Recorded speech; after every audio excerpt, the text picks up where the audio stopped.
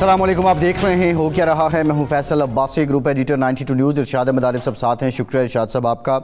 آئینی بینچ 14 نومبر سے کام شروع کر دے گا۔ آج جو اعلامیہ سامنے آیا ہے، آئینی بینچ کے جو سربراہ ہیں جسٹس امین الدین خان، ان کی سربراہی میں ججز کمیٹی کی میٹنگ ہوئی ہے، اور میٹنگ میں یہ فیصلہ کیا گیا ہے کہ جو پرانے کیسز ہیں ان کی سماعت جو ہیں وہ پہلے کی جائیں گی، اور پھر نمبرز الاٹ کیے جائیں گے کیسز کو، اور باضابطہ طور پر ایک کیو کے ذریعے ان کیسز کی سماعت ہوگی۔ بہت سے سوالات بھی ہیں، بہت سے نکات بھی ہیں۔ جو لیگل فیٹرنیٹی ہے وہ اس سارے معاملے پہ بہت سے کویسچنز بھی اٹھا رہی ہے۔ گزشتہ روز ایک خط بھی سامنے آیا تھا سپریم کورٹ بار ایسوسی ایشن کا، جس میں انہوں نے خوشائند قرار دیا تھا اس پیش رفت کو آئینی بینچ سے متعلق، لیکن ایک اور بھی پہلو ہے جو دیگر وکلاء ہیں وہ اس پہ اپنے تحفظات کا اظہار بھی کر رہے ہیں۔ بہرحال آئینی بینچ کی تشکیل کے بعد پاکستان میں جو آئینی معاملات ہیں اور بالخصوص جو آئینی کیوریز ہیں ان پر کیا اثرات ہوں گے، یہ ایک بنیادی سوال ہے۔ اس سے متعلق آج کے پروگرام میں بات کریں گے۔ آئی ایم ایف کا وفد پاکستان میں موجود ہے۔ آج دن میں ایک میٹنگ ہوئی ہے، جو میٹنگز میں رپورٹ ہوا ہے اس کے مطابق جو ایکسٹرنل اور انٹرنل فائنینسنگ ہے اس سے متعلق آئی ایم ایف کے کچھ ریزرویشنز ہیں۔ بہرحال شام میں ایک میٹنگ وزارت خزانہ کے وفد کے ساتھ اور بھی ہونی ہے۔ آئی ایم ایف جو ہے وہ پاکستان اس سے پہلے جو سہ ماہی گزری ہے اس میں جو کارکردگی ہے اور آئی ایم ایف کی شرائط تھی اس کا جائزہ لے رہا ہے۔ پاکستان کے جو اکنامک چیلنجز ہیں کچھ عرصے سے لگ رہا تھا وہ کم ہوئے ہیں، لیکن کیا اب آئی ایم ایف کچھ مزید شرائط عائد کرے گا، یا آئی ایم ایف پاکستان کی معاشی کارکردگی پہ اطمینان کا اظہار کرے گا؟ یہ سوال، اس کا جواب آئی ایم ایف کے اس دورے کے بعد ہی، اس وفد کے دورے کے بعد ہی ملے گا۔ اسموگ پہلے پنجاب اور اب پاکستان بھر میں یہ اپنے پر پھیلا رہی ہے۔ آج پاکستان کا آلودہ ترین شہر پشاور ہے۔ یہ مسئلہ اس وقت ہی پاکستان کی حکومتوں کو، حکمرانوں کو کیوں یاد آتا ہے کہ جب یہ لوگوں کے پھیپھڑوں میں گھر کر جاتی ہے۔ سارا سال حکومتیں کیا کرتی رہتی ہیں۔ آج یقینی طور پہ جب پاکستان کے وزیر اعظم باکو میں کوپ کانفرنس میں ہیں، موسمیاتی تغیر پہ بات ہو رہی ہے، اور ساتھ ہی ساتھ یہ اسموگ کا اٹھنا کتنا بڑا چیلنج ہے۔ ہم بیرونی دنیا سے موسمیاتی تغیر کے ضمن میں امداد تو مانگتے ہیں، لیکن جو اقدامات ہمیں کرنے چاہیے کیا وہ ہم کر پاتے ہیں؟ پرائم منسٹر کے جو دورے ہیں ان کی بڑی اہمیت یہ بھی ہے۔ سعودی عرب، قطر، پھر سعودی عرب اور اب آذربائیجان میں کافی اہم ملاقاتیں ہوئی ہیں۔ سائیڈ لائن پہ آج برطانوی وزیر اعظم سے ملاقات بھی ہوئی ہے، ترکیہ کے وزیر اعظم صدر سے، خاتون اول سے ملاقات ہوئی ہے، بنگلہ دیش کی عبوری حکومت کے سربراہ ڈاکٹر یونس سے وزیر اعظم پاکستان نے ملاقات کی ہے۔ یقینی طور پہ پاکستان کی خارجہ پالیسی پہ کیا اثرات ہو رہے ہیں یہ بھی ایک نکتہ ہے۔ اور آئی جی کے پی کے نے آج پریس کانفرنس کی ہے، حیران کن انکشاف کیا ہے کہ ایک پولیس کانسٹیبل جو ہے پولیس لائن دھماکے میں ملوث نکلا ہے۔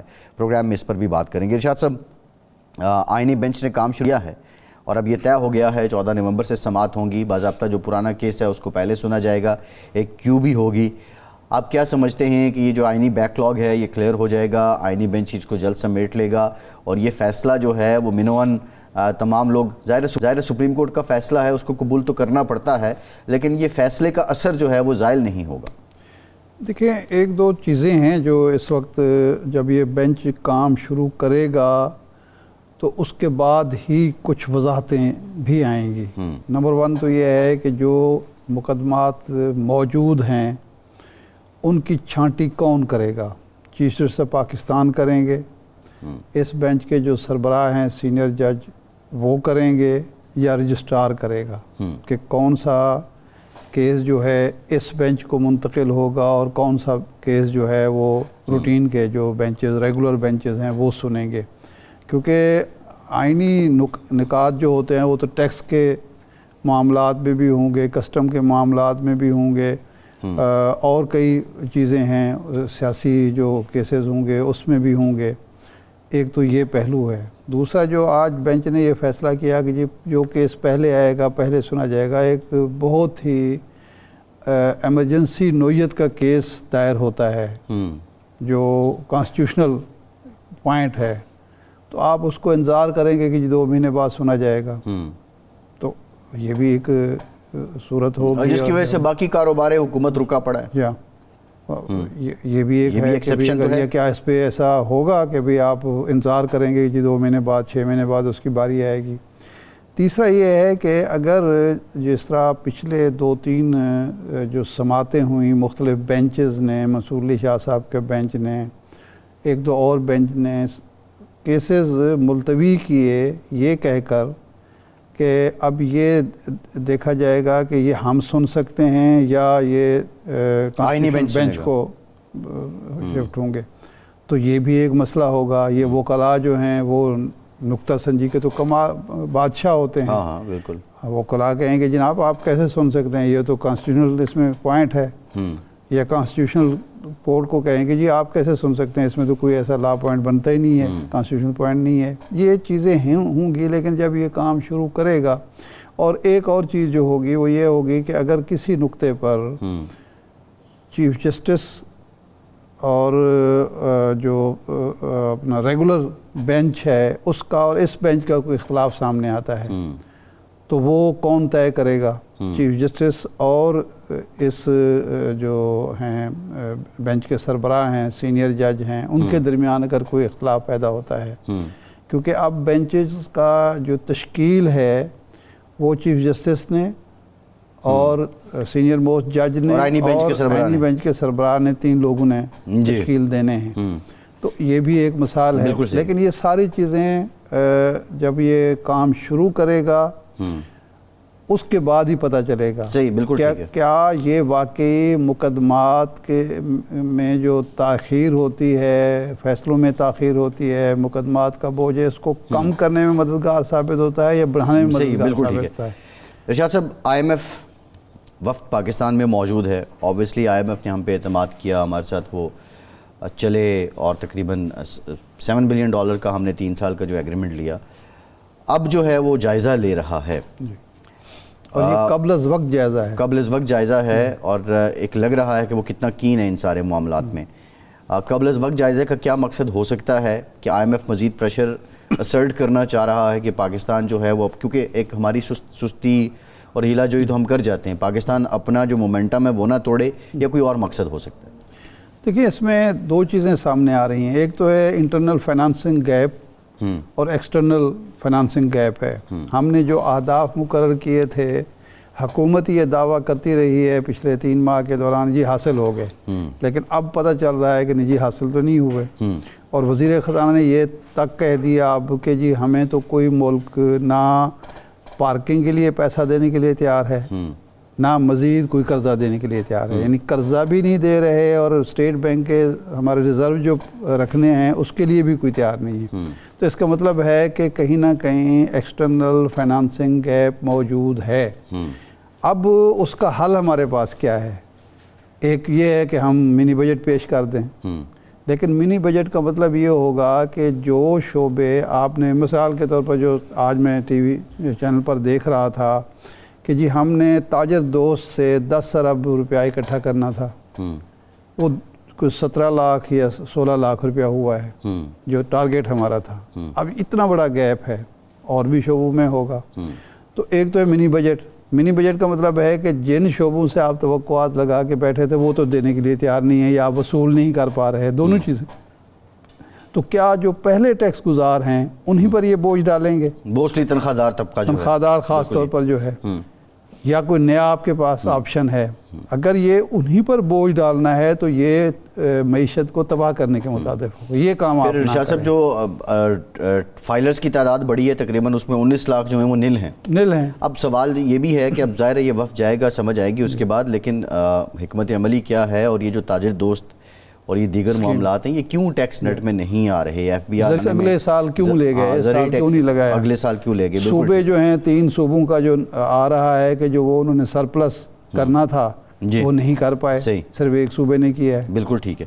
عابد زبیری صاحب نے ہمیں جوائن کیا ہے، سابق صدر ہیں سپریم کورٹ بار ایسوسیشن کے۔ زبیری صاحب بہت شکریہ آپ کا۔ زبیری صاحب، آئینی بینچ نے کام شروع کر دیا ہے، 14 نومبر سے پہلا کیس بھی سنا جائے گا۔ سپریم کورٹ بار ایسوسیشن نے گزشتہ روز ایک خط پہ لکھا، اس میں آئینی بینچ کی تشکیل کا خیر مقدم کیا۔ آپ کی نظر میں یہ فیصلہ کتنا خوش آئند ہے؟ اور آئینی بینچ کی تشکیل سے جو بہت زیادہ ہرڈلز تھے رول آف لاء میں، اور پاکستان کا جو لا اینڈ جسٹس انڈیکس تھا وہ ڈکلائن تھا، اس میں کتنی بہتری آئے گی؟ بسم اللہ الرحمن الرحیم۔ دیکھیے، نہیں، یہ پہلی بات آپ بتاؤں، یہ سپریم کورٹ بار نے خط نہیں لکھا۔ اگر آپ نوٹ کریں، صرف صدر جو ہیں سپریم کورٹ بار کے، انہوں نے یہ خط لکھا ہے۔ تو پہلی بات ہے کہ کمیٹی کہاں گئی؟ وہ ہمیشہ، میں بھی سب جب کوئی پریس اسٹیٹمنٹ دیتے ہیں صدر دے سکتا ہے اپنے اس پہ، لیکن جب آپ سپریم کورٹ بار ایسوسی ایشن کی طرف سے دیتے ہیں تو آپ پوری ایسوسیشن کے آپ دیکھیں وہ لیٹر ہیڈ جو ہے پریزیڈنٹ کا لیٹر ہیڈ تو ایک پریزیڈنٹ نے دیا ہے، اور آپ جانتے ہیں ان کا تعلق جس گروپ سے ہے اور جس اعظم ندی تاڑر صاحب کے جو اس وقت لا منسٹر ہیں، تو ظاہری بات انہوں نے تو یہ کہنا تھا. ہم نے تو ساری جو اکثر مطلع جو ہیں مطلع تنظیمیں ہیں اور بہت سے جو ان کے لوگوں کے گروپ تھے جیسے اسلام آباد ہائی کورٹ بار، اسلام آباد ہائی کورٹ ڈسٹرکٹ کورٹ اور بار کاؤنسل نے سب نے 26ویں آئینی ترمیم کو مسترد کر دیا اور کہا ہے کہ یہ عدالت میں مداخلت ہی نہیں ہے، آزادی عدلیہ کو جو عدلیہ کی آزادی اس کو سلب کر دیا گیا ہے. تو کانسٹیٹیوشن بینچ کا بننا نہ بننا کیونکہ اسی کے تحت 191 جو انٹروڈیوس کیا اس کے تحت بنی ہے، تو ہم تو بیسکلی ہی آئینی ترمیم کے خلاف ہے کیونکہ سارا سپریم کورٹ کی کانسٹیٹیوشنل بینچ. اور آپ دیکھیے یہ جو بینچ کی کانسٹیٹیوشن تھی اس میں جو سینئر ججز تھے بشمول چیف جسٹس صاحب انہوں نے تو مخالفت کی تھی. پھر آپ دیکھیں جو بینچ کو ہیڈ کر رہے ہیں وہ سارے اور جو ججز اس میں اکثریت موجود ہے وہ پچھلے چیف جسٹس کے ساتھ ہر بینچ میں آپ دیکھیں جو بڑے کیسز تھے اس میں شامل ہوتے تھے. تو آپ یہ دیکھیں نا مطلب کہ بے شک لگا لیا آپ لوگ بڑے خوش ہو رہے ہیں کہ لوگ خوش ہو رہے ہیں کہ جی آئینی بینچ بن گئی. آئینی بینچ کا تصور ہی ہے پورا سپریم کورٹ ہی آئینی بینچ ہے. تو لیکن انہوں نے آئینی ترمیم کے ساتھ ہائی کورٹس میں بھی کر دیا. اب ہائی کورٹ میں تو بن ہی نہیں سکتا، اتنا مشکل ہو رہا ہے کیونکہ یہاں تو اتنی بھرمار ہے کیسوں کی، اگر 1-2 بینچز بنیں گے تو کوئی کیس نہیں چلے گا. ابھی کون سے کیس وہاں چلیں گے، اس میں کیا نوعیت ہوگی، اس میں کیا آبجیکشن آئے گا کہ جی آئینی بینچ. زبیر صاحب اس طرف آتے ہیں، لیکن اس وقت جو یہ 26ویں آئینی ترمیم آئی اس کو سپریم کورٹ نے، ہائی کورٹس نے، سب نے تسلیم کر لیا، ججز نے تسلیم کر لیا. دوسرا یہ ہے کہ یہ جو معاملہ تھا کہہ رہے ہیں آپ یہ دیکھیں نا تسلیم کر لیا، کوئی آرڈر ہوا ہے تسلیم کرنے کا؟ آرڈر ہو نہ ہو، جب چیف جسٹس صاحب اور 4 ججز نے بیٹھ کے اس کمیٹی میں بیٹھ گئے اور اختلاف رائے کے باوجود کثرت رائے سے فیصلہ ہو گیا تو یہی تسلیم کرنا ہوتا ہے نا. فیصلہ تو کثرت رائے سے ہوگا نا، کوئی بینچ بھی ہو تو وہاں بھی فیصلہ کثرت رائے سے ہوتا ہے. ادب کے ساتھ میں نہیں آپ سے متفق ہوں اس بات سے. دیکھیے ابھی تو آئینی ترمیم ہوئی بھی ہے لیکن اس میں سب سے پہلے اس بینچ کو چاہیے تھا، اگر بینچ کا اختیار ہے پہلی بات اس پہ بھی آبجیکشن ہو گئے، فل کورٹ سنے یا یہ بینچ سنے. 26ویں آئینی ترمیم کو ہائی کورٹس میں بھی اور سپریم کورٹ میں چیلنج کر دیا گیا ہے. تو سب سے پہلے ان کا کام تھا کہ ان کو لگاتے دیکھتے، لیکن ایکچولی جس کورٹ نے ان کو، جس آئینی ترمیم نے اس بینچ کو بنایا اس کے سامنے لگنا اور اس سے سنوائی کرنا تو ایک بڑا سوالیہ نشان ہوگا. لیکن یہ کہہ دینا انہوں نے تسلیم کر لیا. دیکھیں پارلیمان نے، پہلی بات ہے پارلیمان کا خود دیکھیں کس طرح کی پارلیمان تھی. فارم 47 جی قانون کی آپ نے الیکشنز کو بھی قبول کر لیا. 8 فروری کو جو ہے آپ کی چینل سے بیٹھ کے آپ سب نے اس پہ بڑی تنقید کی تھی کہ یہ کس طرح کے الیکشن ہے کہ رزلٹ ہی بدل گئے، سارے جو جیتے ہوئے لوگ تھے وہ ہار گئے. تو پھر آپ کہیں وہ بھی تسلیم ہو گیا کیونکہ اب 8 فروری کا الیکشن بالکل صحیح ہے تو یہ ٹرائبونلز کیوں بنے، وہ فارغ کر دیں سارے کیسوں کو کیونکہ ہم نے تسلیم کر لیا. یہ تسلیم کرنے کی بات نہیں ہوتی، اب ایک چیز بنی ہوئی لیکن پوائنٹ از دیٹ کہ وہ چیلنج ہو گیا ہے اور یہ اس پہ فیصلہ کرنا چاہیے ان کو اور ٹیکس لگانے چاہیے کہ جی یہ اس پہ کیا آئینی ترمیم صحیح ہے یا غلط ہے. دیکھیں کوئی بھی آئین جیسے آپ نے دیکھا نہیں، اب اسی پہ آتے ہیں. اب یہ جو چیلنج ہوا ہے سپریم کورٹ میں خاص طور پر، یہ کیس آئینی بینچ سنے گا یا جو روٹین کے بینچ ہیں یا سپریم کورٹ فل کورٹ سنے گی؟ یہ اس میں کوئی کنفیوژن ہے یا واضح ہیں آپ کہ یہ آئینی بینچ کے پاس ہی جائے گا؟ نہیں، میں تو بالکل اگر یہ وہاں لگاتے بھی اس کیس پہ تو ہمارا سب سے پہلے اس پہ اعتراض ہی یہی ہوگا کہ اس کو فل کورٹ سنے. اب وہ مڑ کے کہیں گے جی آپ فل کورٹ جی فیصلہ کریں، وہ فیصلہ ہونا چاہیے کہ کا اختیار ہے یہ فل کورٹ کا اختیار ہے. تو اس پہ بحث ہوگی پہلے، پھر اس کے بعد اگر انہوں نے سنا تو اس پہ تو سیریس ایشوز ہیں کہ مطلب کہ اس بینچ کے جو ممبران ہیں اس پہ سیریس لوگوں کو اعتراض ہے کیونکہ یہ بینچ تو پوری ایگزیکٹو نے بنوائی ہے اور انہوں نے اپنے آپ کو اکثریت دے لی اور جس طرح سے. تو دیکھیے تو ابھی ایشو یہ ہے کہ ابھی انہوں نے جو 14 کا آپ نے کہا لسٹ بھی ایشو کر دی اور ایک جج اس میں شاید وہاں موجود نہیں ہے تو وہ اس بینچ کا حصہ نہیں ہے. لیکن پھر دیکھتے ہیں اس کے بعد کیا ہوتا ہے. لیکن میں تو سمجھتا ہوں ہماری جو پٹیشنز پینڈنگ ہے جہاں تک ہماری خبر ہے کہ اس میں تو ابھی تک نمبر بھی نہیں لگایا گیا ہے. تو کافی دن. اچھا یہ زبیر صاحب یہ نہیں، لیکن نمبر تو پھر سپریم کورٹ نے نہیں لگایا نا، سپریم کورٹ نے رجسٹرار نہیں لگایا. تو اس کا مطلب یہ ہے کہ وہ کمیٹی کے سامنے دیکھیے under the practice and procedure تو کمیٹی کے پاس جانا چاہیے تھا کوئی کیس. اب چلیں اب بینچ بن کے تو اس کمیٹی کے سامنے پٹ اپ ہونا چاہیے. ان کو چاہیے کہ دیکھیں کہ اس پہ نمبر لگنا چاہیے، اس کو ٹیک اپ کرنا چاہیے. بے شک وہ ٹیک اپ کریں، اس پہ پھر سنوائی کریں، ہمیں جہاں بھی ہونا کہ جلدی فیصلہ ہونا چاہیے. ایک پوائنٹ اور ہے کہ اب یہ جو کیسز ہوں گے یہ فکس کون کرے گا، یہ طے کون کرے گا کہ جی یہ کیس کانسٹیٹیوشنل بینچ کو جائیں گے اور یہ روٹین کے بینچز کو یہ رجسٹرار کرے گا، چیف جسٹس آف پاکستان کرے گا یا کمیٹی کرے گی؟ ارے بھائی آپ دیکھیں، اب تو آپ جو بات پہلے فیڈرل کورٹ بن رہا تھا وہی چیز ایک کورٹ کے اندر بنا دی گئی ہے. اب دو چیف جسٹس ہیں ہمارے دوست، یہ سپریم کورٹ بن کے بیٹھ گیا، یہ جو آئینی بینچ ہے. آپ نے دیکھا انہی کی کمیٹی کی ایک میٹنگ ہے جس میں وہ 3 سینئر ججز اس کمیٹی کا حصہ ہیں. وہ فیصلہ کریں گے کون سا کیس آئینی ہے. نہیں، انہوں نے رجسٹرار کو کہہ دیا سارے کیس جو اس طرح کے 184 کے 186 کے ہیں یا اور کسی کیس کے ان کے سامنے لگا دیا جائے. تو پھر چیف جسٹس آف پاکستان کا کیا رول رہ گیا، یا پریکٹس پروسیجر کمیٹی کا کیا رول گیا؟ بیسکلی دیوانی اور فوجداری مقدمے سننے کا مطلب. زبیر صاحب یہ بتائیے، یہ جو آپ نے ساری باتیں پوائنٹ آؤٹ کی ہیں، اس سے پہلے 26ویں آئینی ترمیم کے وقت بھی حامد خان صاحب نے اعلان کیا وکلاء تحریک چلے گی. At the end of the day جو بک ہے ہمارے سامنے اس کے مطابق ایک 26ویں آئینی ترمیم ہو گئی، سپریم کورٹ کام کر رہی ہے، آئینی بینچ بن گیا ہے. These are the realities. آپ کی وہ وکالت تحریک کدھر گئی؟ آپ کی وہ لیگل فٹرنیٹی، آپ کے ساتھیوں کا ریئیکشن کدھر گیا؟ ایون سپریم کورٹ بار ایسوسی ایشن کے جو الیکشن ہوئے اس میں بھی جو آپ کے لائک مائنڈڈ لوگ تھے ان کو شکست ہو گئی. تو آپ نہیں سمجھتے کہ یہ بھی آپ کی فٹرنیٹی نے بھی اس سارے معاملے کو تسلیم کر ہی لیا ہے؟ نہیں، ایسے نہیں بات ہے. دیکھیں سپریم کورٹ بار کے صرف 4000 ممبران ہیں، وکلا پاکستان سے 2-3 لاکھ وکلا ہیں. آپ دیکھیں جو ساری کنونشنز ہوئے بڑے بڑے شہروں میں جو ہزاروں وکلا نے ان میں شامل ہوئے، انہوں نے سب نے اس آئینی ترمیم کو ریجیکٹ کیا ہے سر. اور سپریم کورٹ بار کے الیکشن کا صدر وہ جیتا ہے تو سیکرٹری ہمارے گروپ کا ماشاءاللہ سب سے ہائیسٹ ووٹ لیے ہیں اس نے پاکستان کے اندر. سیکرٹری جو ہوتے ہیں، جو 2 بڑی پوزیشنیں ہوتی ہیں سپریم کورٹ بار میں سر. تو یہ کہہ دینا کہ ہمارے ساری انہوں نے ریجیکٹ کر دیا، ہمیں شکست ہو گئی. ٹھیک ہے، ہمیں شکست ہوئی، اس کی جو وجوہات ہیں آپ بھی جانتے ہیں، میں بھی جانتے ہیں، کیونکہ جو چیزیں ہو رہی تھی، چلیں خیر وہ ایک الگ ایشو ہے. تو خیر جو بھی ہے، لیکن آپ کہہ رہے وکلا تحریک، نہیں جو ہو رہی تھی بتائیں نا زبیر صاحب، کیا آپ کے دوست جو ہیں انہوں نے مفاد کو دیکھا؟ دیکھیں نہیں، جو اس وقت جو پورے کوشش میں تھی کہ سپریم کورٹ بار کا الیکشن ان کے اعظم ندی طاہر صاحب کا گروپ جیتے سر. آپ نے یہ بہت، لیکن آپ میں بتاؤں سندھ اور بلوچستان میں ہمارا گروپ نے سویپ کیا ہے سر. ڈسپائٹ دا فیکٹ کہ یہاں پولیٹیکل پارٹیز کا بڑا انفلوئنس تھا سندھ کے اندر، لیکن اللہ فضل سے ہمارے گروپ نے ہائیسٹ ووٹس لیے ہیں. ہم 17-18 ووٹ سے پورا سندھ جیتے ہیں، اور جبکہ ہم کراچی میں میجورٹی سے جیتے، اور بلوچستان میں تو 2 صوبوں نے تو ریجیکٹ کر دیا. اگر آپ یہی بات کر رہے ہیں تو 2 صوبے پاکستان کے اس کو ریجیکٹ کر چکے ہیں، اور باقی پنجاب کے اندر تھوڑا سا فرق تھا، اور وہ چند ووٹ، مطلب 100 ووٹ سے فرق آیا ہے پریزیڈنٹ کے الیکشن میں، لیکن سیکرٹری کا الیکشن 485 ووٹ کا فرق ہے سر. تو دیکھیں نا، اس طرح سے اس پہ ہم جائیں.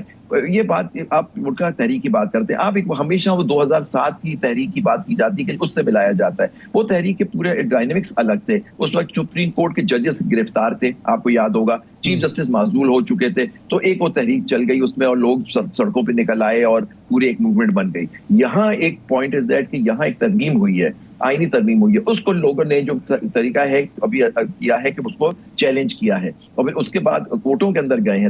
ہمیں اپنا حق ہے نا، ہر پارٹی کا، ہر انسان کا جو کہتا ہے کہ آئین کے خلاف کوئی بات، تو وہ کورٹوں میں جا کے تو کورٹ اس پہ فیصلہ کرے. جیسے 21ویں ترمیم بھی تو ہوئی تھی نا جب ملٹری کورٹس بنے تھے، تو اس کے اندر بھی کورٹ میں جا کے ہی فیصلہ ہوا تھا نا سر. تو یہاں بھی ہماری تحریک ہے، ہر وکلا نے ریجیکٹ کر دیا. اب یہ ہو کہ جی وہ سڑکوں پہ نکل آئے، وہ موومنٹ ہو، اس میں پولیٹیکل پارٹیز بھی شامل ہو گئی تھی. آپ کو یاد ہے نواز شریف صاحب بھی مارچ میں نکل گئے تھے، اور پھر گجرانوالہ پہ روک دیا گیا کہ جی اب وہ ریسٹور کر رہے ہیں ہم جوڈیشری، ساری اس طرح کی بات. تو اس طرح سے نہ لیا جائے کہ وہ آپ وکلا ڈیوائیڈڈ ہے. اکثریت وکلا، ہم نے چیلنج دیا، اوپن چیلنج، کہ وکلا آج ریفرینڈم کرا لیں وکلا میں کہ 26 آتی ان کو قبول ہے. نہیں، اگر وہ کہتے ہیں اس ریفرینڈم میں کہ جی ہمیں قبول ہے، ہم پیچھے ہٹ جائیں گے سر، کیونکہ نیچرل میجورٹی آ جائے گی. لیکن ایک سپریم کورٹ کے الیکشن کو جی صدر جیت گیا، ان کے کچھ ممبران جیت گیا، اور ہمارے جیتے ہوئے لوگوں کو ری کاؤنٹ میں ہروا دیا گیا. تو یہ سارے ایشوز جو ہے نا، تو اس کو اس طرح سے نہ دیکھیں. ہم نے آئینی طریقہ، قانونی طریقہ اڈاپٹ کیا ہے. پروٹیسٹ کا ہمارے پاس حق ہے، اور پروٹیسٹ ہم نے کی، کنونشنز کی ہیں سب، بہت بڑے بڑے کنونشنز ہیں، آپ لوگوں نے اسے کور بھی کیا آپ کے چینلز نے.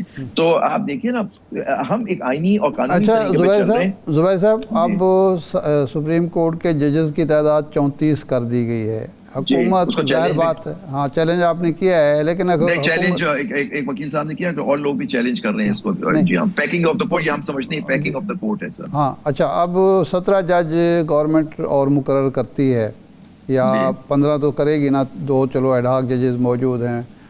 کیا نہیں، وہ 2 ایڈ ہاک ججز تو اب نہیں ہو سکتے، کیونکہ دیکھیں جب پرماننٹ جگہ خالی ہو جاتی ہے، فی الحال تو ایکٹ میں آ گیا ہے نا. ٹھیک ہے چلو، نہیں وہ نہیں ہے. 17 جج نئے جب بیٹھیں گے اس سپریم کورٹ میں، تو وکلاء کا ریئیکشن کیا ہوگا؟ جن ججز کو آپ کے بقول ایگزیکٹو تعینات کرے گی اکثریت کی بنیاد پر، آپ ان کے سامنے پیش ہوں گے، وکلاء برادری پیش ہوگی، یا ان ججوں کو قبول نہیں کیا جائے گا؟ کیونکہ حامد خان صاحب تو یہ کہتے تھے کہ 25 تاریخ کے بعد 26 تاریخ کو ہمارے چیف جسٹس منصور علی شاہ صاحب ہوں گے، لیکن اب ظاہر بات ہے آفریدی صاحب کے سامنے سب لوگ پیش ہو رہے ہیں۔ لیکن پیش تو ہوں گے، کیونکہ اس وقت تو ابھی جو ہے آئینی ترمیم کے تحت یہ سب کچھ ہو گیا ہے، وہ چیلنج ہوا ہوا ہے۔ اب چیلنج میں ہم کامیاب ہوتے ہیں یا ہمارے پٹیشن ڈسمس ہوتی ہیں، وہ تو اس وقت دیکھا جائے گا۔ پوائنٹ از دیٹ کہ اس وقت جو ہو رہا ہے، اگر فرض کریں ہماری پٹیشنز کامیاب ہوتی ہیں تو آپ دیکھیں اس میں کیا فرق آ جائے گا۔ تو یہ تو ابھی جو سسٹم انہوں نے بنایا اور ہم پہ مسلط کر دیا ہوا، عدلیہ کو دبا دیا گیا، اس وقت تو وہ نافذ العمل ہے اور رہے گا۔ ساری گورنمنٹ، ساری پارلیمان کھڑی ہوئی اس ترمیم کے پیچھے، لیکن ہم سمجھتے ہیں کہ آئین اب یہ ڈیپینڈ کرتا ہے جوڈیشری اس میں کیا رول پلے کرتی ہے، کہ جوڈیشری سمجھتی ہے کہ کیا آئین۔ اور آپ نے دیکھا ہماری ہسٹری بھی رہی ہے کہ بعض چیزوں کو جب مارشل لا آتا تھا کو عدالتیں ہمیشہ اسے ایکسیپٹ کر لیتی، ڈاکٹرن آف نیسیسٹی آپ کو یاد ہوگا، ہماری ایک بہت چیز استعمال ہوتی تھی۔ لیکن اس دفعہ جو فرق ہے کہ پہلے تو مارشل لا یا ملٹری ڈکٹیٹر آ کے کچھ کرتا تھا، اب آپ کو پتا ہے ہمارے انڈیکس میں ہم لوگ ہائیبرڈ سسٹم سے اتھارٹیرین سسٹم پہ چلے گئے۔ ہمارے انٹرنیشنل انڈیکس پہ آپ جوڈیشری کی بات کرتے ہیں کہ جی ہم 140 پہ پڑھیں، تو پلیز ان پارلیمان حکومت کا بھی آپ بتائیے کہ اب وہ اتھارٹیرین ہے، مطلب بیسکلی یہاں رول آف لا نہیں ہے ہمارے ملک میں۔ یہی ہم اس انڈیکس میں آپ ابھی چیک کر لیجئے، آپ کو پتہ لگے پاکستان اتھارٹیرین یہ ٹھیک ہے، یہ آپ کا نقطہ نظر ہے، لیکن سوال یہ وہی دوبارہ برقرار رہے گا کہ اگر بالآخر عدالتوں نے فیصلہ کرنا ہے اور عدالتیں اگر قبول کر لیتی ہیں تو اس کا مطلب ہے وکلاء برادری بھی قبول کر لے گی؟ نہیں، ہم لوگ دیکھیں اگر کوئی چیز قبول ہوگی ہماری جدوجہد جاری رہے گی۔ جدوجہد یہ جاری رہے گی کہ یہ آئین اور آپ کے بنیادی حقوق ہے۔ ہم صرف اپنے وکلاء کے لیے نہیں لڑ رہے، یا کچھ وکیل جو ہے ہم پورے پاکستان کے عوام کے لیے لڑ رہے ہیں۔ اور وہ ہماری کہہ رہے ہیں کہ آئینی ترمیم دیکھیں، میں تو وکیل ہوں، میں تو پیش ہوتا ہوں، لیکن ہم آپ کے لیے، میڈیا کے لیے، عام سٹیزن کے لیے جس کے بنیادی حقوق سلب کر لیے گئے، آج آپ کی 11EE انٹروڈیوس کیا، آپ کو 3 مہینے کے لیے اٹھا کے بند کیا جا سکتا ہے۔ یہ ساری چیزیں آپ عوام کے لیے لڑ رہے ہیں، عوام کا یہ سوال ہے۔ عوام یہ کہتے ہیں کہ اگر آپ ہمارے لیے لڑ رہے ہیں تو پھر جس بینچ کو یا جس جج کو آپ سمجھتے ہیں غیر قانونی طور پر، غیر آئینی طور پر مسلط کیا گیا، آپ تو وہاں خود پیش ہو رہے ہیں اور کہتے ہیں کہ جی ہم مانتے بھی نہیں ہیں۔ ہم پیش اس لیے ہو رہے ہیں کہ ہم نے چیلنج کیا ہوا۔ دیکھیں ہمارا قانون یہ کہتا ہے کہ جب تک کوئی ترمیم ایکٹ بن جاتا ہے یا ترمیم یا کوئی کانسٹیٹیوشن، جب تک وہ سیٹ اسائڈ نہیں ہوتی وہ نافذ العمل رہتی ہے۔ اب دیکھیں غلط قانون بھی پاس ہوتے ہیں جس سے بہت ڈریکونین لاز بھی بنتے ہیں جس کے اندر بہت چیزیں ہوتی ہیں، لیکن وہ جب تک نافذ العمل رہتے ہیں اس پہ عمل ہوتا رہتا ہے، تو ظاہر ہے لیکن اس کو چیلنج کیا جاتا ہے، اس کے خلاف جدوجہد کی جاتی ہے۔ آئینی عدالتوں کورٹوں میں جا کے آدمی جا کے پیش ہوتا ہے، ان کو چیلنج کیا جاتا ہے۔ یہ ہمارا آئین ہمارا یہ حق دیتا ہے کہ آپ اس کو چیلنج کریں، ان چیزوں کو کہیں کہ یہ ترمیم نہیں ہوتی۔ ٹھیک زبیر صاحب، بہت شکریہ آپ کے وقت کا موجود تھے۔ ایک بریک کے بعد واپس آئیں گے۔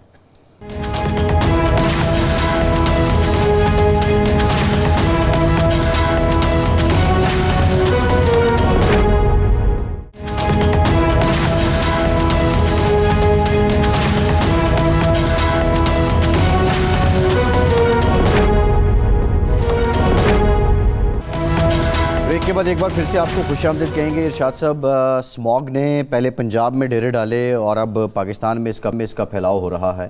آج آلودہ ترین شہر KPK کا دارالحکومت پشاور ہے، گزشتہ روز راول پنڈی تھا، اس سے پہلے ملتان تھا، اس سے پہلے پھر لاہور تھا۔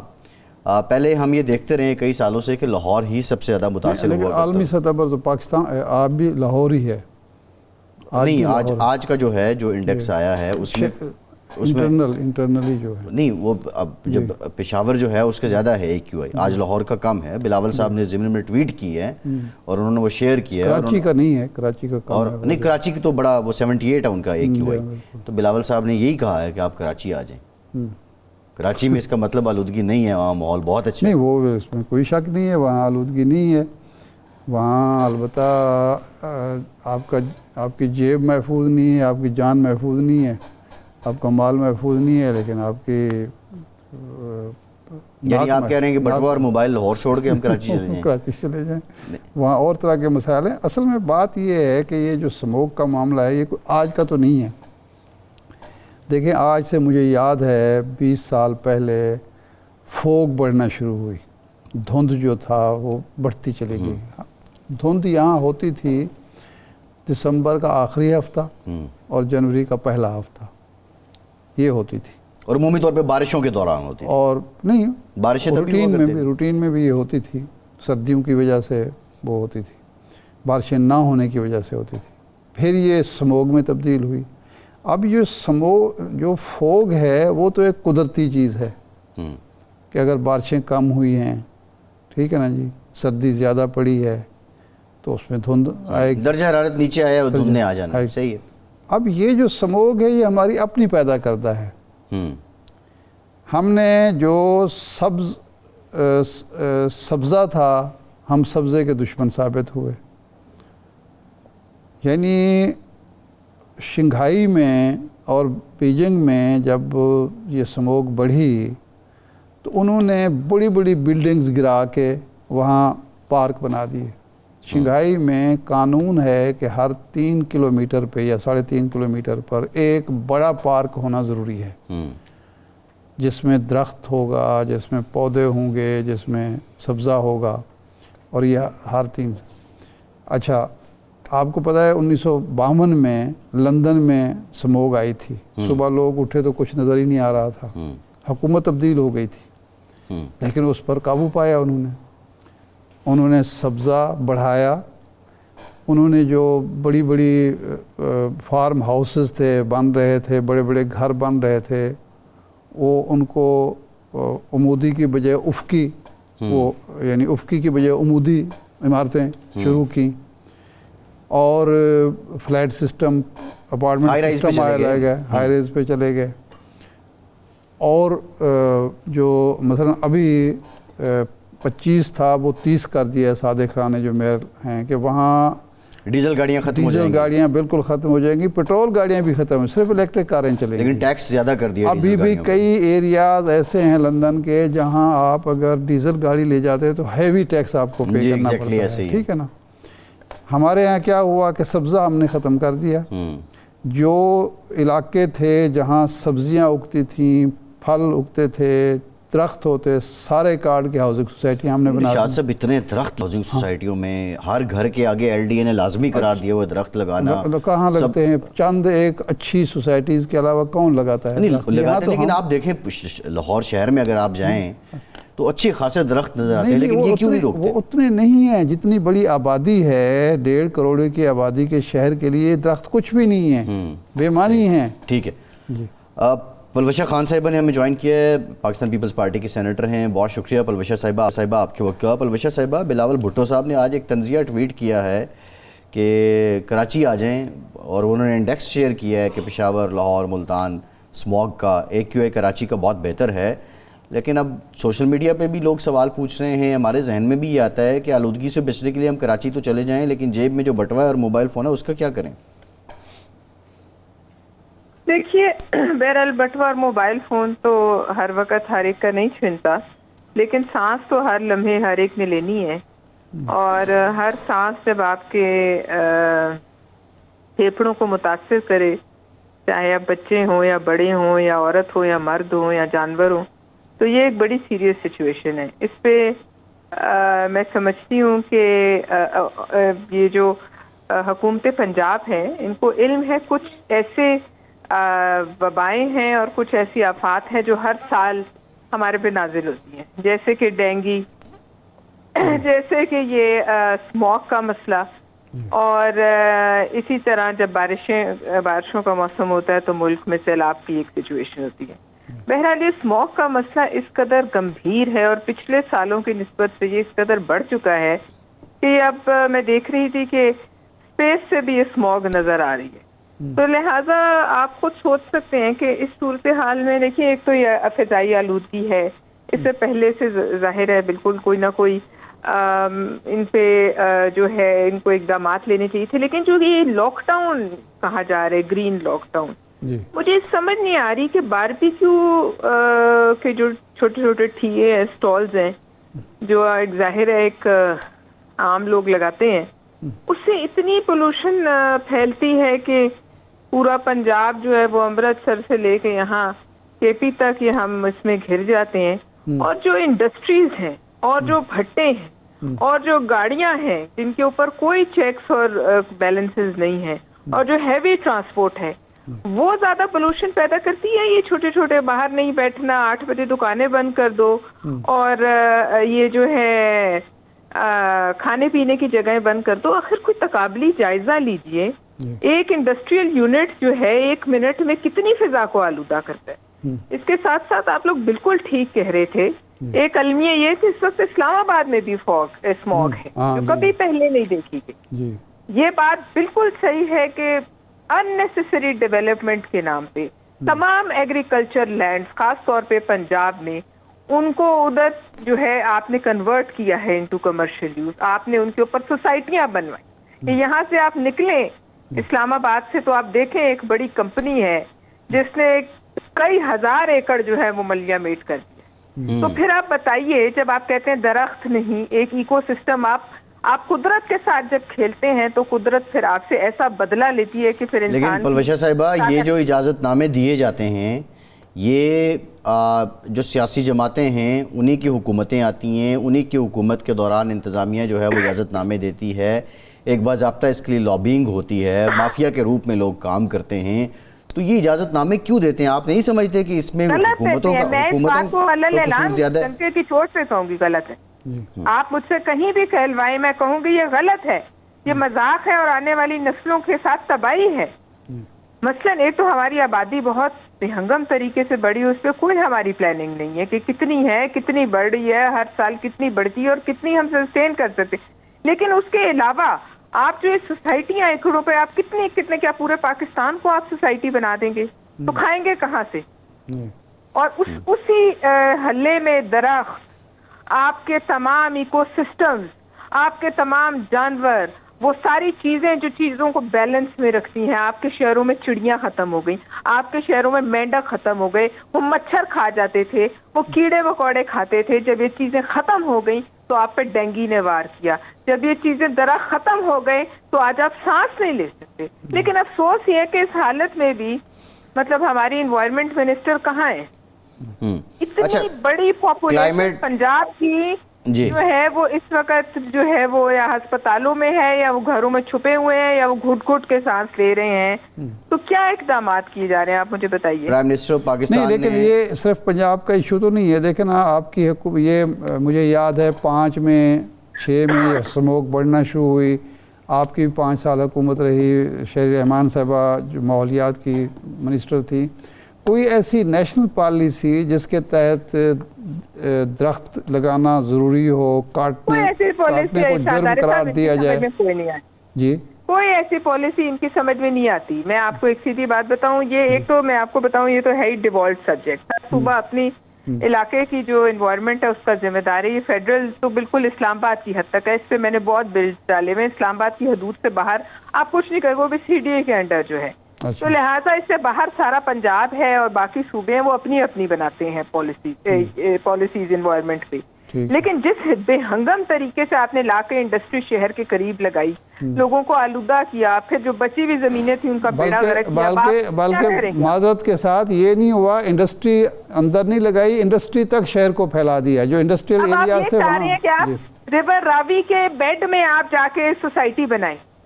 راوی کے آپ جب اندر سوسائٹی بنائیں گے تو آپ مجھے بتائیے کیا قدرت کا کوئی نظام نہیں ہے؟ کیا ہم بھول جاتے ہیں کہ ہم جہاں کوئی چیز کھڑی کر دیں گے؟ آپ کو یاد ہے سوات میں جو ہوٹل بنے تھے پھر پانی نے کیسے واپس لی اپنی؟ جی بالکل, جو پانی کا رستہ تھا. لہٰذا مجھے افسوس یہ ہے کہ یہ اس وقت کہاں ہے ساری آپ کی پنجاب کی انتظامیہ کا کیا کر رہے ہیں؟ نہیں پلوشہ صاحبہ سوال یہ ہے, دیکھیے آپ سے پنجاب کو بلیم کرنے سے تو کام نہیں آگے چلے جی. صرف اچھا دوسرا ہاں, بلاول بھٹو صاحب کے بارے میں میڈیا پر خبریں چلیں کہ وہ پہلے خبریں یہ چلیں کہ وہ جوڈیشل کمیشن کا حصہ ہوں گے, قومی اسمبلی سے وہ نمائندگی کریں گے. بعد میں ان کا نام واپس ہو گیا اور اس کی جگہ پہ جناب فاروق نائک صاحب آ گئے. اب یہ خبریں چل رہی ہیں کہ وہ تھوڑا سا موجودہ حکومت سے نالاں ہیں. ایک تو یہ ہے کہ جو معاہدہ ہوا تھا تحریری اس پر عمل نہیں ہوا. دوسرا اس 26ویں ترمیم کے بعد کچھ وعدے وعید تھے وہ پورے نہیں ہوئے. تو یہ کیا کہانی ہے؟ نہیں، اس سے میں کچھ اتنا کہہ نہیں سکتی ہوں. بہرحال ابھی تک ہم حکومت کا جو ہے ان کے اتحادی ہیں، اور اگر کوئی ناراضگی ہے یا نہیں ہے کے باوجود جب ہم سپورٹ کر رہے ہیں تو باقی باتیں میرے خیال میں جو ہے وہ جب تک وہ خود آ کر اس پہ کوئی کامنٹ نہ کریں تو اس طرح کی خبریں بھی چلتی رہتی ہیں. ہو سکتا ہے کسی بات پہ کوئی اعتراض ہو، لیکن وہ جب آپ اتحادی ہو تو آپ بہت سی باتیں پی جاتے ہیں. لیکن ابھی جو یہ حالات ہیں ان پہ تھوڑی سی توجہ دینی چاہیے، وزیر اعظم صاحب کو بھی دینی چاہیے، اور وزیر اعلیٰ صاحبہ بیمار ہیں، اللہ انہیں شفا دے، اور جو ان کے ساتھ وزیر ہیں ان کو واپس بھیجیں. حالانکہ مجھے پورا یقین ہے کہ وہ کچھ نہیں کر پائیں گی، مگر کم از کم ایک جو اس قسم کی آپٹکس ہوتی ہے وہ تو سیدھے رکھیں. اسی طرح آپٹکس، سوری میں کھانس رہی ہوں کہ میں خود پچھلے 15-20 دن سے اسی قسم کی یہ چیسٹ کی اس میں انفیکشن میں مبتلا ہوں. حالانکہ ہم جو اب دیکھ رہے ہیں وہ ہم نے پہلے ان شہروں میں نہیں دیکھا.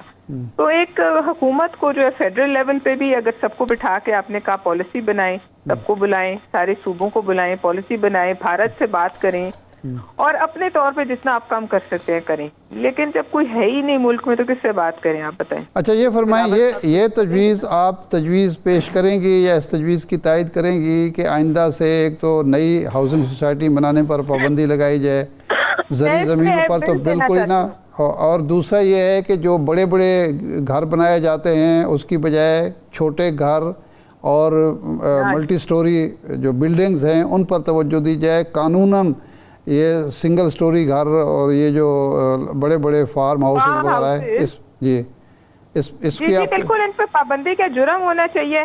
پہلی بات یہ ہے. دوسری بات یہ کہ میں تو دیکھیں ہمارے ہاتھ بندے ہیں کیونکہ ہم یہ ایک پروونشل سبجیکٹ ہے، لیکن اس کو جرم قرار دینا چاہیے. میں تو جہاں تک اسلام آباد کی حد تک یہ جو فارم ہاؤسز نمود و نمائش کا ایک یہ ذریعہ ہے، بہت بہت بڑے گھر جو آپ کی ضرورت سے زیادہ ہیں، اور ملک کے حالات بھی ایسے ہی ہیں کہ آپ یہاں بے جا جو اسراف کرتے ہیں، اور فارم ہاؤسز کے نام پہ آپ ملک کی ایگریکلچرل لینڈ، کوئی ملک جس طرح ہم نے، آپ کو یاد ہوگا شوکت عزیز کے زمانے میں آپ نے ایل پی جی جلا کے گاڑیوں میں اس کا بیڑا غرق کر دیا تھا اپنے ایک نیچرل ریسورس کا. تو اب آپ بتائیں یہی کام نہیں ہو رہا. اچھا یہ بالکل ٹھیک ہے. پرویز صاحبہ بہت شکریہ آپ کے وقت کا، آپ ہمارے ساتھ موجود. ایک کے بعد واپس آتے ہیں ہمارے ساتھ رہیے.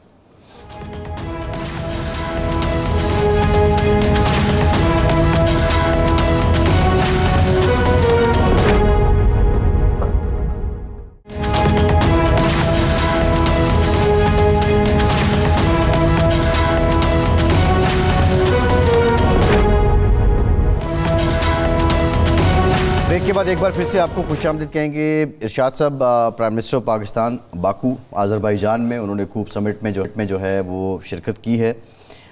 اس موقع پہ انہوں نے اسپیچ بھی کی ہے اور یہ بھی کہا ہے کہ ترقی پذیر جو ممالک ہیں ان کو تقریباً 6000 ارب ڈالر چاہیے کہ وہ یہ جو موسمیاتی تغیر ہے اس سے نمٹ سکیں.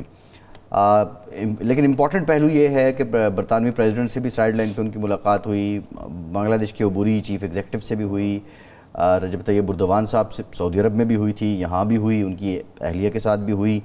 ظاہر ایک پرانا تعلق بھی شریف فیملی کا اور اردوان فیملی کا ہے. ایسے وقت میں کیونکہ ہم ڈائریکٹلی افیکٹی ہیں، ابھی جو حالات ہیں اسموگ کا ہی ہم ذکر کر رہے تھے، یہ جو کانفرنس ہے یو این سیکریٹری جنرل بھی وہاں پر موجود تھے. آپ کو یاد ہوگا کہ جب 2022 میں سیلاب آیا تھا تو جو ورلڈ اکنامک فورم تھا اس میں بڑے وعدے کیے گئے تھے پاکستان کے ساتھ کہ ہم آپ کو یہ امداد دیں گے، لیکن اس کے باوجود اتنی امداد ہمیں نہیں آئی تھی. کتنا بڑا چانس ہے پاکستان کے پاس اس ضمن میں امداد لینے کا، اور اگر وہ امداد آ بھی جاتی ہے تو اس کو ہم کیسے یوٹیلائز کر سکتے ہیں؟ پہلے تو بات ہے، میں ایک فانی مراد آبادی کا غالباً شعر ہے وہ سناؤں آپ کو کہ بقا کی فکر کرو خود ہی زندگی کے لیے، بقا کی فکر کرو خود ہی زندگی کے لیے، زمانہ کچھ نہیں کرتا کبھی کسی کے لیے. جو قومیں اور جو ملک اور جو ریاستیں اپنے لیے کچھ نہیں کرتی تو بیرونی امداد سے، بیرونی مدد سے، بیرونی تعاون سے وہ کبھی اپنے مسائل سے چھٹکارا نہیں پا سکتی. یہ بنیادی حقیقت ہے جو ہمارے حکمران طبقے نے آج تک فراموش کی ہے. اللہ تبارک و تعالیٰ کا فرمان بھی یہی ہے ہمیں جو حکم ہے وہ یہ ہے کہ کسی قوم کی حالت اس وقت تک نہیں بدلتی جب وہ خود اس پر تیار نہ ہو۔ سوال یہ ہے کہ 22 میں ہمارے ساتھ وعدے ہوئے، 22 سے پہلے 10 میں ایک بڑا سیلاب آیا تھا جی، اور اس سے پہلے 5 میں ایک بڑا زلزلہ آیا تھا۔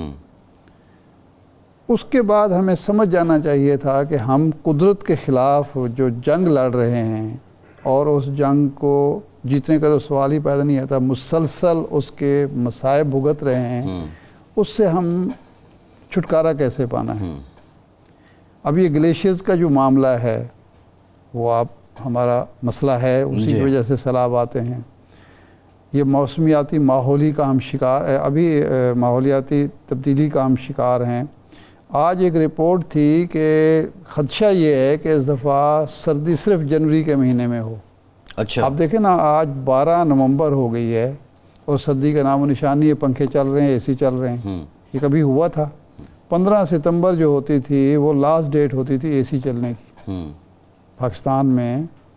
15 ستمبر کے بعد میں نے وہ وقت دیکھا ہے جب کسی آفس میں کوئی اے سی نہیں چل رہا ہوتا تھا، ٹھنڈک آ چکی ہوتی تھی، اب رات کو اے سی چل رہے ہیں۔ تو خود ہم کیا کر رہے ہیں؟ ہمیں وہ پیسے دے بھی دیں۔ ابھی دیکھیں نا، یہ جو مسئلہ ہے، IMF یہاں بیٹھی ہوئی کس لیے بیٹھی ہوئی ہے؟ کہ ہمیں پیسے ملے اور ہم نے ان مدات میں خرچ کرنا شروع کر دیے جن کے بارے میں ہم نے ان سے وعدہ کیا تھا کہ یہاں پیسہ خرچ نہیں ہوگا۔ یہی ہو رہا ہے کہ نہیں ہو رہا؟ جی، یہی ہے نا۔ اب ہمیں گلیشیئر کو پگھلنے سے روکنے کے لیے جو ہمیں اقدامات کرنے ہیں، پہلے تو اس پر ایک قومی کانفرنس بلانے کی ضرورت ہے اور تمام اسٹیک ہولڈر APC ایک بلائی جائے اور یہ طے کیا جائے کہ کون کون سی چیزیں ہنگامی بنیادوں پر ہم نے کرنی ہیں جس کی وجہ سے سموگ سے ہم بچ سکیں، سیلابوں سے ہم بچ سکیں، باقی جو تباہیاں ہو رہی ہیں موسمی گرمی سے ہم بچ سکیں۔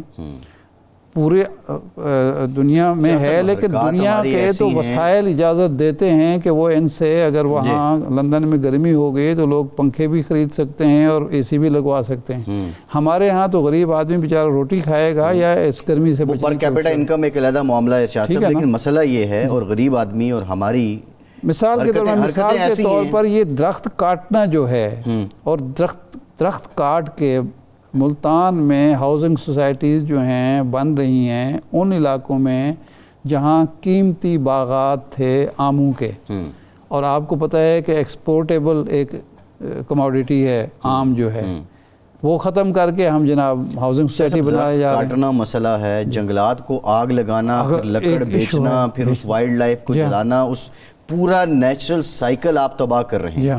آپ تو ہر سال مارگلا، اب اسلام آباد کیپٹل ہے، وہاں پہ آگ لگتی ہے۔ پھر یہ جو لوہے کا ہم نے استعمال کر دی، اسلام آباد کے مسائل کیا ہو گئے ہیں کہ سڑکیں بناتے چلے جا رہے ہیں، فلائی اوور جہاں ضرورت ہے نہیں ہے بناتے چلے جا رہے ہیں، بلڈنگیں۔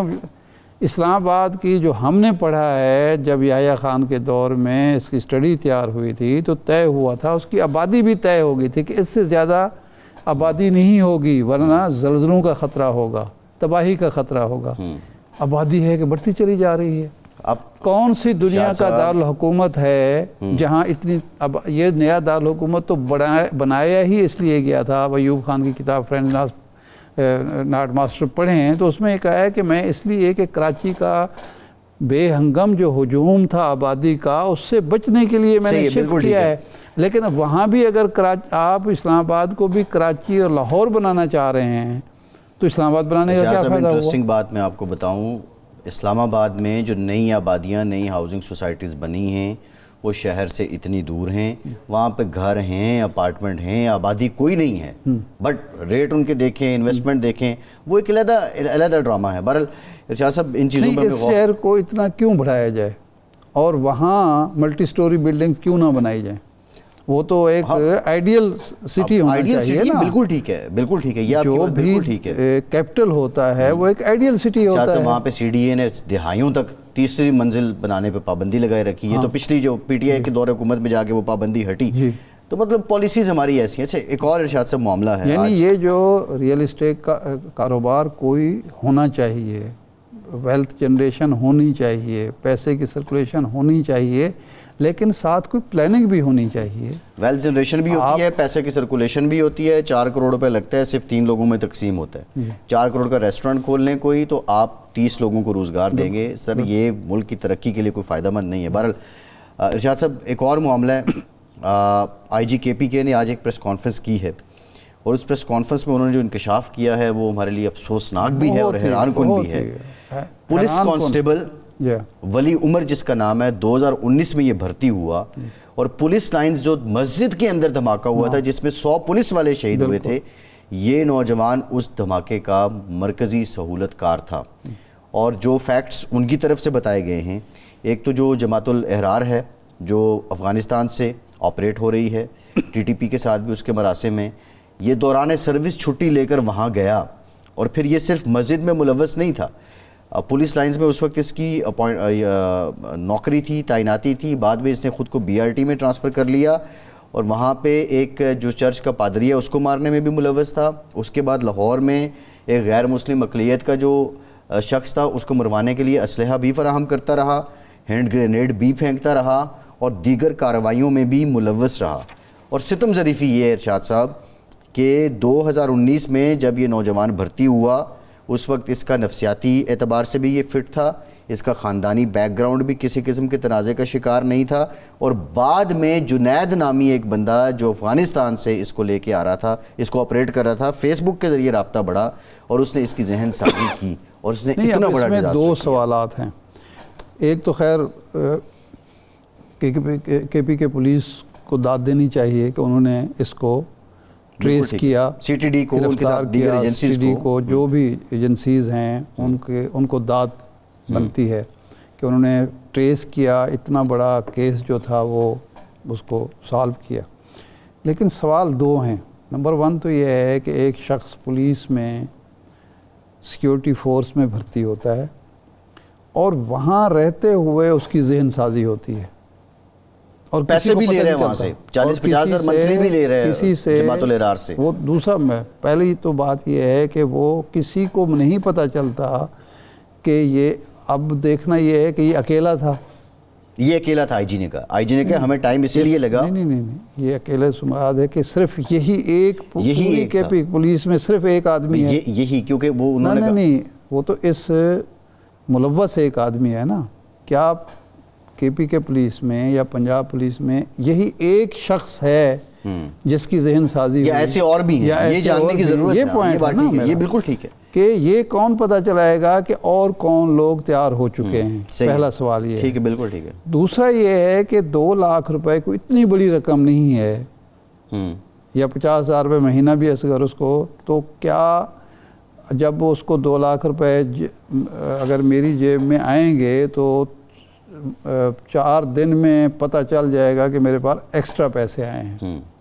یہ پیسے کی ایک خاص, جو ہمارے معاشرے میں تو اب کوئی چیک کرنے والا نہیں ہے نا, پیسہ جب آتا ہے تو وہ ظاہر ہوتا ہے, پیسہ رکتا نہیں ہے, وہ اپنے آپ کو ظاہر کرتا ہے نمود و نمائش کی طرف آدمی کے. ایک آدمی کا اگر رہن سہن تبدیل ہو رہا ہے, اس کا ہوٹلنگ شروع ہو گئی ہے, اور مجھے پتہ ہے کہ اس کے تنخواہ اتنی نہیں ہے, سوشل سرکل بڑھ گیا ہے, ہو گئی, کپڑے اچھے ہو گئے, گاڑی آ گئی, جو ہمارے ہاں نہیں ہو رہی چیک, اور خاص طور پر سیکیورٹی فورسز کے لوگوں کی تو زیادہ چیک ہونی چاہیے.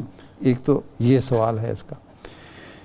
دوسرا یہ ہے کہ کیا ہمارے پولیس کا تربیتی نظام کے اندر کوئی خامی ہے کہ ایک شخص, ظاہر یہاں بھی تو تربیت ہوئی ہوگی, اس کی ذہنی تربیت بھی ہوگی, جسمانی تربیت بھی ہوگی, کیا ہم ذہنی تربیت ایسی کر رہے ہیں کہ کوئی اس کو متاثر ہی نہ کر سکے؟ یہ بھی ایک سوال ہے. اب یہ سوال اٹھا کے ہمیں اس پر توجہ دینے کی ضرورت ہے. ماضی کو پیٹنے کا کوئی فائدہ نہیں ہے. شاہ صاحب, افغانستان کا جو فیکٹر ہے, یہ جو ساری چیزیں آن ریکارڈ ہیں, یہ فائنڈنگز, یہ کابل کے سامنے ایگزیکٹلی رکھنی چاہیے جو ہمارا مطالبہ ہے کہ آپ کی سرزمین ہمارے خلاف کیوں استعمال ہو رہی ہے اور مسلسل استعمال ہو رہی ہے، اور وہاں سے ٹیلی گرام ایک ایپ ہے اس کے ذریعے بھی یہ رابطے میں تھا. دیکھیں وہ اتنے منظم تھے اتنے طریقے سے، اور پھر ذہن سازی کا ان کا طور طریقہ دیکھیں کہ یہاں سے یہ کابل گیا، جو کیمپ تھا کابل تو ایگزیکٹلی نہیں، میرے خیال ہے اس کو ایک ٹیسٹ کیس بنانا چاہیے. ٹیسٹ کیس بالکل ٹھیک، اور بہت سارے پہلو ہیں اس کے جن پر توجہ دینی چاہیے اور ہمیں اس کا کلا کما مستقل بنیادوں پر کرنا چاہیے. بالکل ٹھیک. ارشاد صاحب پروگرام کا ٹائم ختم، بہت شکریہ آپ کا، آج کے پروگرام سے اتنا ہی، اجازت دیجیے.